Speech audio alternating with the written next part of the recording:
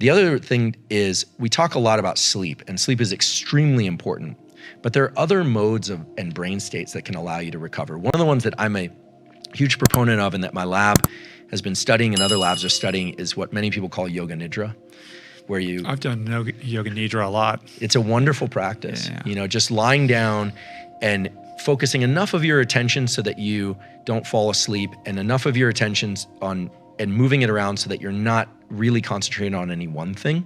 I fall asleep every time. I do too. I do too. But what we know, so I fundamentally disagree respectfully though, with the idea that we can't recover sleep that we've lost. Because what are we really talking about there?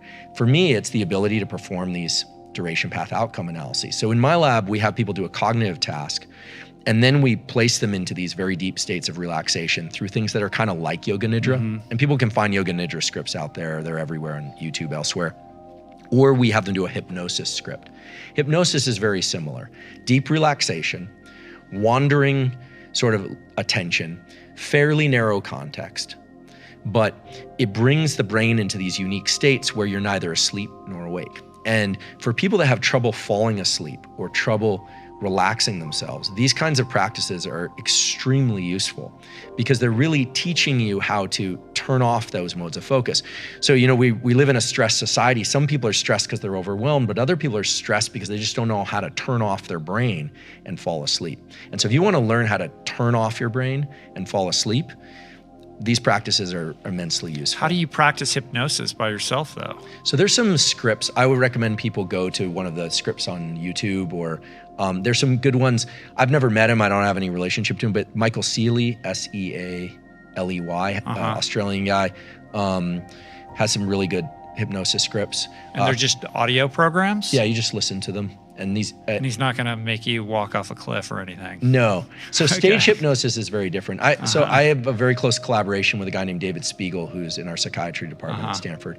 We're now looking at how daily breathing exercises can impact people's sleep and levels of stress. He's done a lot of work on addiction and trauma and pain management through hypnosis. And most all of hypnosis that's clinical involves bringing one's state into one of deeper relaxation, not full sleep, and then thinking about some behavioral change that one wants to make. These are ancient practices, really, and I think that they were developed by people that understood that rewiring of the brain requires focus and deep rest. What's interesting about hypnosis is it brings those two things together at the same moment. So normally you'll work really hard on something, then you'll sleep, and that's when the plasticity occurs.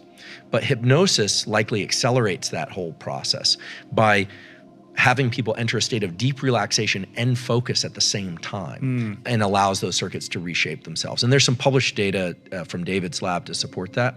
That's fascinating. So I think these practices are really useful. And I think that if you want to get better at performing, everyone now knows, thanks to Matt Walker's book and others, like sleep more, sleep better. But what if you have trouble sleeping? Well, or falling asleep? Well, we want to define what that is. Some people have a hard time turning off their thoughts. It's really hard. Remember, you can't do it. What you can do is to learn to control that perceptual window and distribute it so that your sense of time starts to kind of drift off and you end up in sleep more easily. And it's a practice that most people find if they do it for 10 minutes a day or so, they start sleeping much better within a week or more, and sometimes more. Sometimes people need some other help, like not drinking caffeine late in the day, et cetera. But that brain state of no duration path and outcome analysis is going to be the most restorative, and you can get it in wakefulness too. So taking a walk where you're just letting your mind go is very powerful.